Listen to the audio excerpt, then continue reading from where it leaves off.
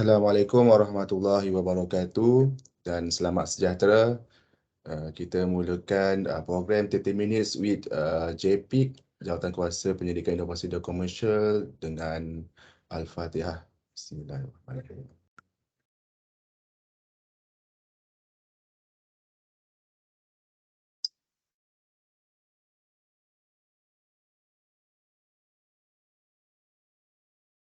Kita terlebih dahulu saya ucapkan ribuan terima kasih kerana sudi meluangkan masa untuk mendengar sedikit penerangan berkenaan dua perkara yang saya dah lama ingin sampaikan, iaitu pertama adalah penggunaan SYRI, iaitu Sistem Penyelidikan Inovasi yang dimiliki oleh HQ, PPI, JPPKK, dan satu lagi nanti kita akan terangkan berkenaan dengan penggunaan Turn-in.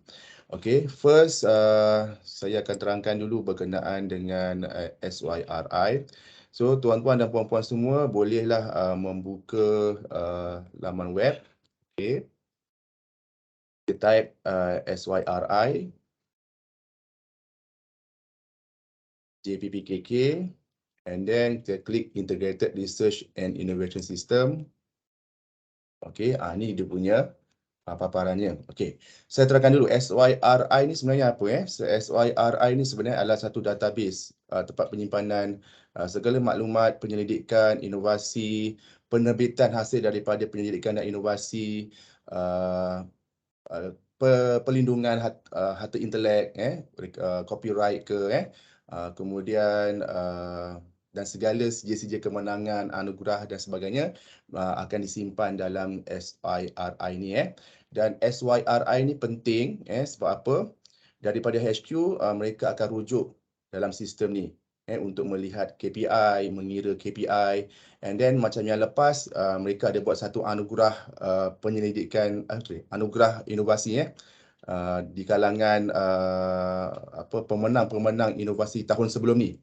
Yang mana 2021 dia dah ada dalam senarai seri ni, dia tengok siapa yang outstanding, yang banyak dia punya anugerah dia, and then dia kumpulkan dalam 30 inovasi tu, and then dia tandingkan semula dan dapatlah beberapa anugerah-anugerah seperti platinum dan yang the best of the best lah macam tu. Tu saya punya projek yang hari tu lah. Dia bukannya kita daftar masuk macam pertandingan lain, tak. Itu adalah selected from the data SYRI. Okey, sebenarnya tahun 2021 saya dah tolong key in kan semua inovasi JKE semua yang ada masuk mana-mana pertandingan yang diberitahu kepada saya dah key in kan, dan itulah hasilnya yang ada dalam SYRI. So sama juga mungkin insya-Allah akan berlaku pada tahun 2023, mereka akan bagi penganugerahan kepada pensyarah-pensyarah yang cemerlang dalam inovasi pada tahun 2022. So tahun ni masih sempat lagi. Pertandingan inovasi banyak dilakukan pada hujung-hujung bulan hujung-hujung tahun ni. Okey, macam baru lepas ni adalah Virtual Innovation Competition dalam bentuk virtual, anjuran UiTM Kelantan, dan kita ada hantar satu penyertaan. Nanti kalau ada lagi saya akan post iklan dalam official WhatsApp lah. Okey. So SYRI ni yang perlu diisi adalah staff, dan nama-nama pun nanti adalah nama-nama staff. Tapi jangan risau, walaupun kita buat inovasi penyelidikan tu semua dengan pelajar, pelajar tidak diketepikan. Cuma yang ni kita nak kumpulkan data staff saja dulu. Macam yang pertandingan yang lepas, yang ITE tu, yang saya masuk tu, yang diselect daripada sini, dia memang masa pertandingan tu ada yang bawa pelajar sebab dia tahu itulah projek pelajar sekali. Tapi dalam seri ni memang untuk staff. Untuk nak bawa pelajar keluar tak ada masalah, boleh je nanti. Okay, so kalau dibaca kat sini, informasi kat sini diterangkanlah macam mana saya terangkan tadi, dan dekat sini juga ada senarai geran penyelidikan bagi tahun 2022. Kalau nak tahu bila geran akan dibuka, dekat mana nak hantar prosedur dia semua, terutamanya geran FRGS, RAGS, ERGS, LRGS, TRGS, PRGS, boleh klik dekat sini. Dia akan pergi terus kepada geran Kementerian Pengajian Tinggi. Kalau nak tengok geran-geran lain seperti GPPT ni daripada MOA kan, daripada MQA. Daripada MQA, GPPT daripada MQA, boleh klik sini.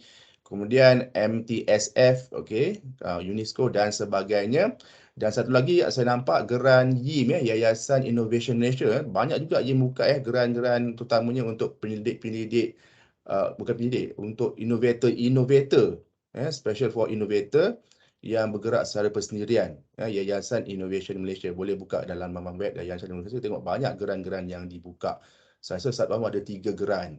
3 geran.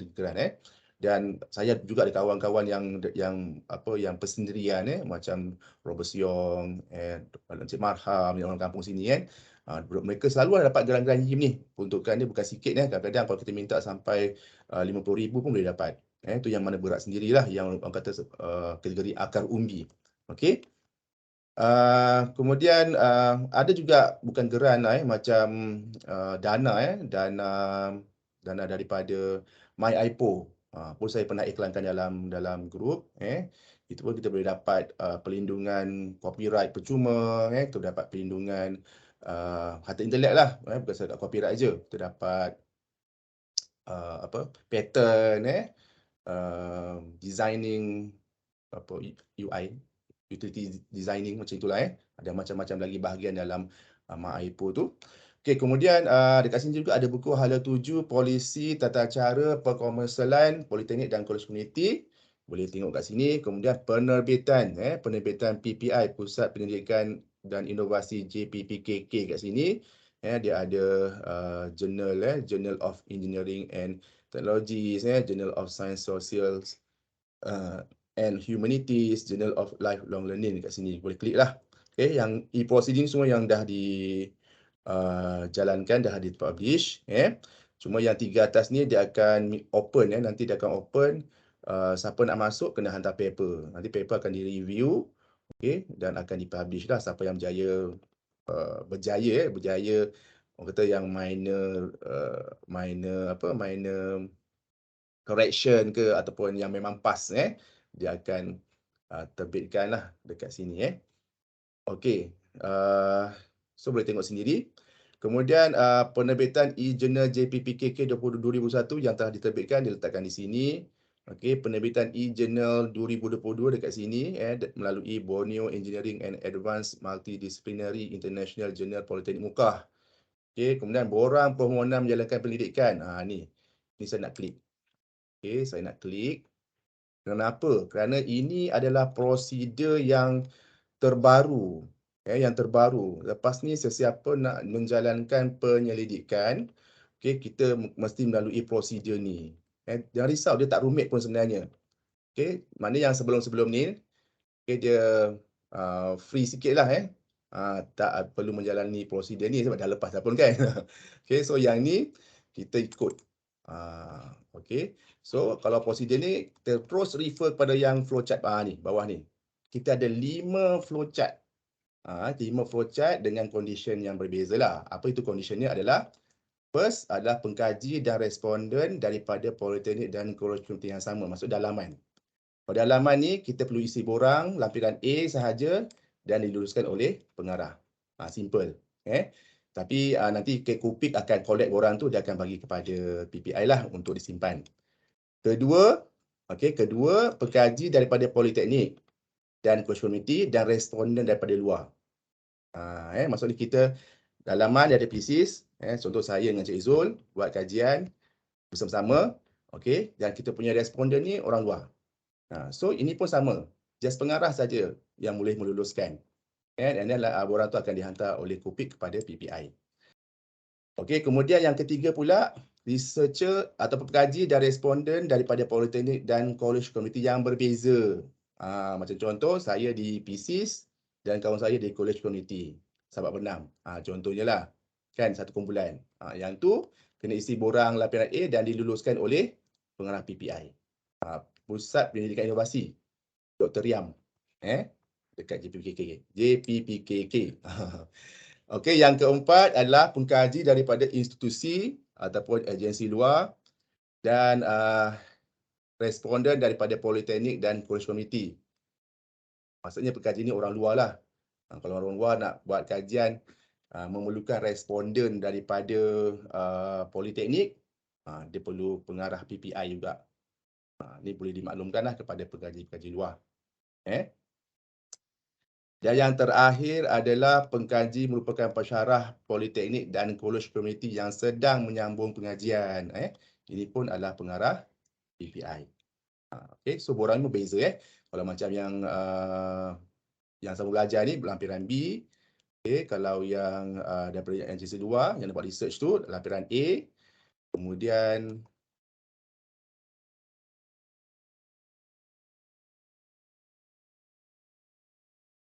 tak rekod tadi. Okey, kemudian yang pengkaji dan responden daripada politeknik dan kolej yang berbeza guna lampiran A. Yang ni pun lampiran A, yang ni pun lampiran A. Cuma satu tadilah lampiran B. So sangat mudah. Okey, kalau tengok dia punya lampiran tu pun borangnya pun mudah saja. Cuma nak permakluman kepada pihak PPI sebenarnya. Okey, nanti kita nak isi borang tu pun mudah. Borang yang akan kita isi ni dengan gunakan SYRI ni. Okey.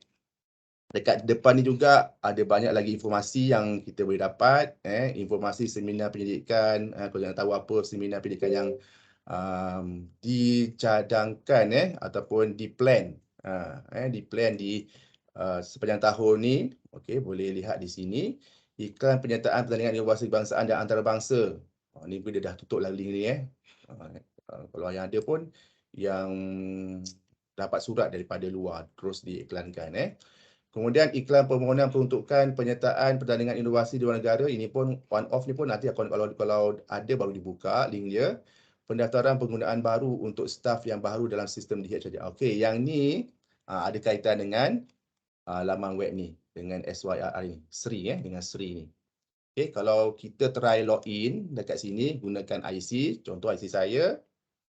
Okey, dan ni kata laluan pun IC juga.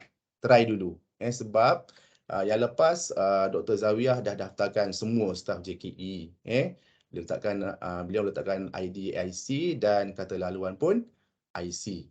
Okey, siapa yang tak ada ataupun tak boleh, okey, kita kena isi borang ni dulu. Klik dekat sini. Okey, isi segala maklumat ni, institusi, nama penuh, nama IC, nombor telefon, grade, bidang, okey, kelulusan tertinggi, submit. Okey, saya rasa dalam 5 second macam tu. Okey, dalam 5 second macam tu kita dah boleh login. Boleh login IC. Cuba dulu Okey, sini saya ada IC. Saya log masuk. Ini paparan dia. Paparan dia SYRI. Kita ada daftar dekat sini, kita ada senarai kat sini, ada komen, menu ada staff dekat sini. Okey. So maklumat diri kat sini. Kalau kita nampak maklumat diri kita macam tak update ataupun tak betul ataupun kurang, ada yang lompong-lompong, kita boleh klik butang staff dekat sini.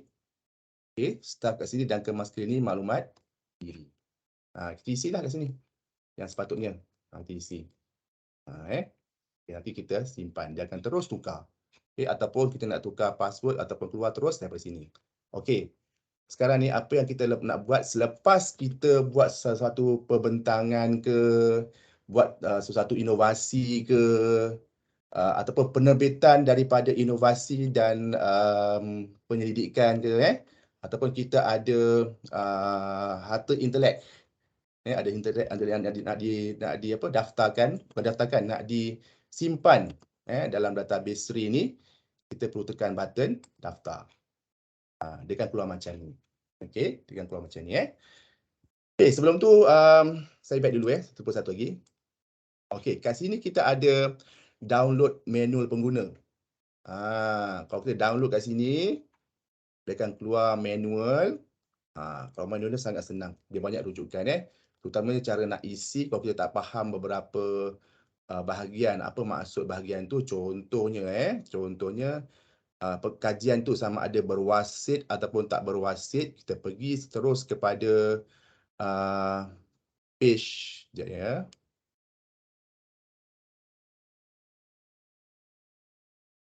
ni page 23 ni. Okey, nampak tak taraf jurnal kan? Ni biasa saya pun dulu mula confuse lah juga nak tanda wasit ke tak berwasit So wasit tu adalah jurnal akan direview oleh pakar dalam sesuatu topik untuk mengesah dan menilai kualiti penulisan artikel. Maksudnya kalau kita publish dekat jurnal, contohlah jurnal JPP, PPI, JPPKK tadi yang teknologi dan sains ke, sosial dan sebagainya tu, kan kebanyakan bila kita hantar jurnal, kita akan review. Dia akan review, dia ada borang peer reviewer, kan? And then dia akan tulislah apa yang perlu kita baiki kan, dekat paper dan juga kat borang kan. So kita bila dah baiki tu sampai selesai, tu maksud kita berwasit lah. Jurnal tu dah direview oleh pakar. Okey. Kalau yang tak berwasit, jurnal ni disunting oleh pihak editor. Contohnya macam buku Insight daripada biasanya program innovation lah biasa program innovation ni bila dia publishkan sesuatu paper tu, satu buku tu, okey, dalam tu paper dia sebenarnya tak di-review. Tak di-review, dia cuma disusun oleh pihak editor saja dari segi format. So itu tidak berwasit. So bukti borang peer reviewer tu, borang peer review yang kita baiki dan juga paper kita yang kita baiki bekas-bekas di komen semua tu kan, itu bukti sebagai jurnal kita tu berwasit. Okey. Kemudian satu lagi mungkin kita tak faham nanti berkenaan dengan tempoh kan. Tempoh. Kalau tempoh mula dan akhir ni, tempoh mula ni dikira sebagai, sebenarnya kalau yang baru ni dikira sebagai tarikh pengesahan kebenaran kita menjalankan penyelidikan. Tu tarikh mula penyelidikan. Okey. Tapi kalau yang lepas tak ada kan. Kita agak je. Nanti saya tunjuk macam mana nak agak. Okey. Dan akhirnya pun kalau yang sebelum ni kita agak je lah. Tapi kalau selepas ni dia adalah tempoh kita dah selesai menjalankan pendidikan, mungkin the next month kita nak buat pembentangan. Macam tu. Okey, pengiraan dia secara automatik. Okey, kita patah balik kepada tadi. Nanti boleh baca sendirilah download manual pengguna ni. Okey, kemudian kita terus pada yang tadi, daftar. Okey, bila kita nak daftar klasifikasi penyelidikan, biasanya tidak sulit lah. Kalau sulit ni biasanya dia ada konten yang memang tak boleh didedahkan lah. Kalau kita tengok dalam panduan tadi pun, dia kata ada benda-benda yang mungkin rahsia kurikulum ke, ada beberapa rahsia yang memang tak boleh didedahkan, dia boleh katakan sebagai sulit lah. So far kebanyakannya yang kita dah bentang tu adalah tidak sulit. Kategori RDI, sama ada kita nak isi bahagian inovasi atau penyelidikan. Contoh penyelidikan. Tajuk penyelidikan kita tulis tajuk kita. Sebagai contoh, macam saya punya ni, saya ambil daripada bukan ni inovasi. ITAS ni ITAS yang baru-baru ni dah buat pembentangan. So tajuk dia tajuk tak ada sini. Tak ada. Okey.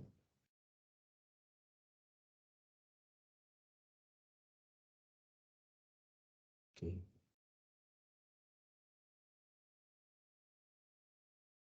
Okey, save loop electrical power. Okey ni, saya copy je lah.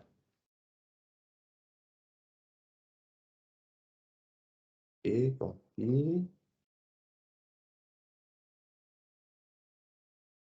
Okey, macam tu ni tarikh mula penyelidikan. Okey, hari tu saya bentang dekat ITAS tu pada 26 Februari 26 Februari. Saya anggarkan saja saya mungkin saya tulis tarikh akhir dulu takut terlupa nanti bulan Februari kan.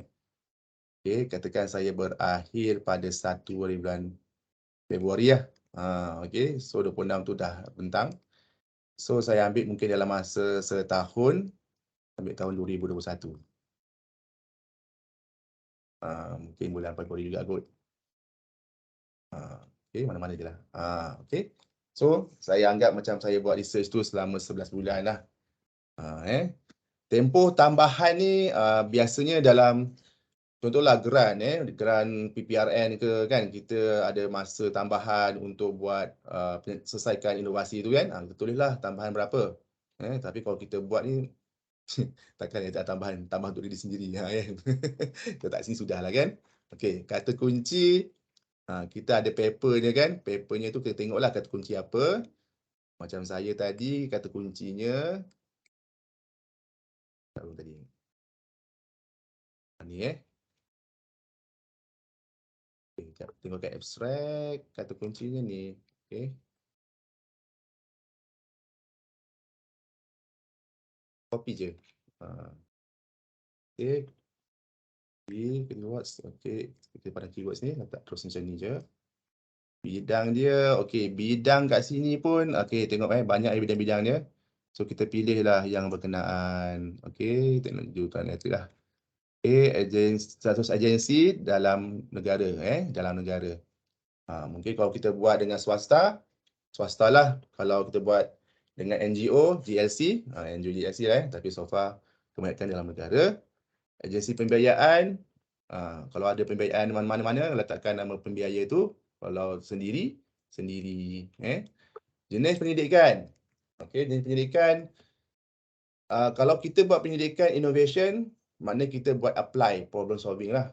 Fundamental ni sebenarnya dia khusus untuk grant-grant, contoh macam FRGS ataupun kajian-kajian universiti lah yang berbentuk fundamental, penemuan-penemuan baharu.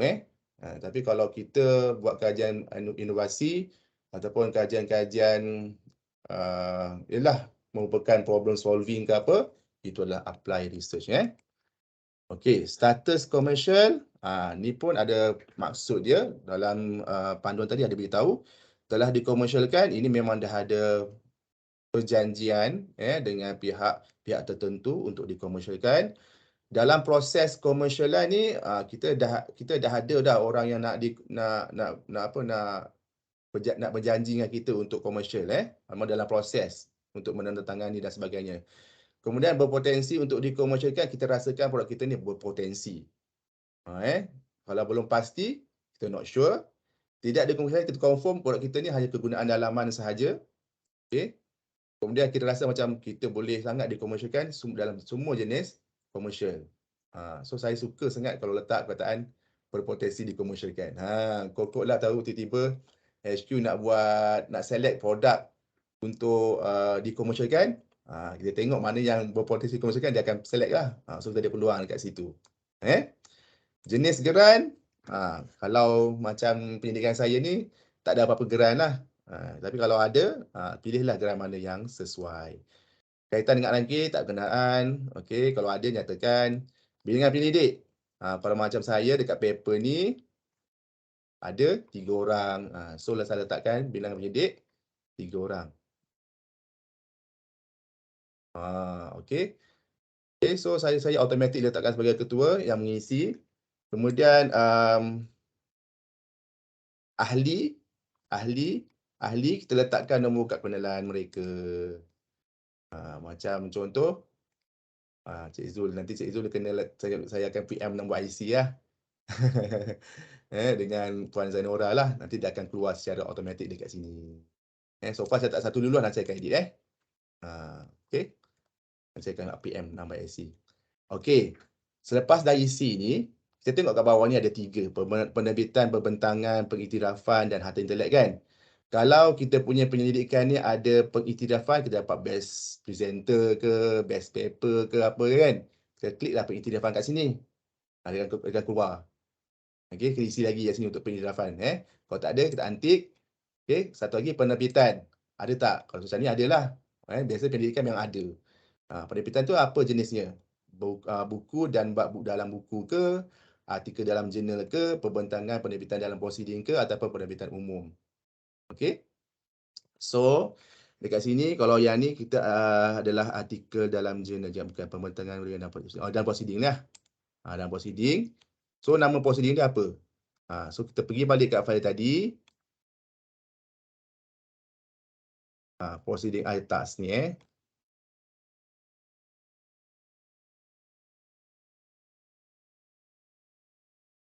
Ni nak copy susah. Cari yang boleh di-copy lah. Mana yang boleh di-copy ni? Ni International TVET Clinical Research ITAS 2022. Okey. B, tajuk kata kerja, ulang balik Copy atas ni. Paste. Kata kerja penuh. Antarabangsa. Ni tadi. Berwasit tak berwasit kan? Macam yang ni, berwasit. Sebab dia di-review kan? Tarikh mula tadi 26 Februari. Ni 26 Februari jugalah. Februari 26. Tak boleh. Okey, 26 Februari.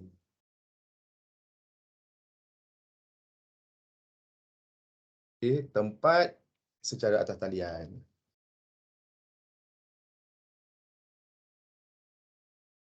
Nama penganjur, okey, tengok balik kat buku tadi. Okey, kat sana tu. Malaysian Doctoral Associate. Okey, kat buku tadi ada tak? Ya, ada lah kan? Ni Persatuan Doktor Malaysia. Okey. Copy je. Suka kau copy ni nak tulis balik leceh. Anugerah tiada. Kalau ada buku dia dapat apa penulisan terbaik ke apa, tulislah Bilangan bentang nanti saya akan add balik Cik Zul lah. Nanti kita simpan. Okey, bila kita tekan simpan je, okey, dia akan keluar macam ni dan akan minta kita upload file. Contoh macam kat atas ni, upload kertas kerja penuh jika ada. Saya choose file. That's why kita kumpulkan segala kita punya penyelidikan dan inovasi ni supaya senang nak upload dalam ni. Okey. Ini tadi adalah ITAS. Okey. Saya upload sijil lah kot boleh lah. Okey. Lepas tu, yang ni pula kertas pendidikan. Saya ni upload proceeding yang saya dah edit paper saya saja supaya file dia kecil. Kalau file dia besar dia tak boleh nak upload. Macam yang atas ni untuk full book tau. Untuk full book penuh. Ada beratus-ratus page. Tapi kalau yang ni saya cuma letakkan muka depan, belakang dan tengah tu saya punya paper je. Okey. So dia cepat. Okey, so saya selesai dan hantar. Hantar permohonan ini, okey. Tahniah Nurul Berjaya, okey. Okey. So bila kita dah buat ni semua, kita tengok dekat nak semak, tengok kat senarai draft. Okey, bukan draft telah daftar. Ni saya telah daftar. Kalau kita nak kemas kini, nanti macam tadi saya tak masukkan nombor ahli saya, Cik Zul dengan Puan Zainora, saya letakkan mas kini lah. Okey. Dan kita boleh juga tengok menu telah disahkan. Yang sebelum-sebelum ni lah. Dan kat sini juga ada pushback. Pushback ni untuk yang kena reject, kita rasa macam kenapa kena reject pula kan? Kita dah buat betul kan? Kita boleh tekan butang pushback lah. Kita tengok balik. Dan kat sini juga kita ada ruangan komen. Okey. Okey, so kat sini daftar ni, kalau kita beri inovasi, kita pun ada boleh letak internet kat sini trademark ke, copyright ke dan sebagainya. Alright. Okey, ni habis dekat Sri. Kalau ikutkan dah 30 minit. Saya rasa saya cakap di sini dulu untuk turn it in. Mungkin kita jumpa lagi minggu depan. Sorry untuk turn it in dah 30 minit. So kalau ada apa-apa boleh tanya dengan saya lah. So terima kasih banyak.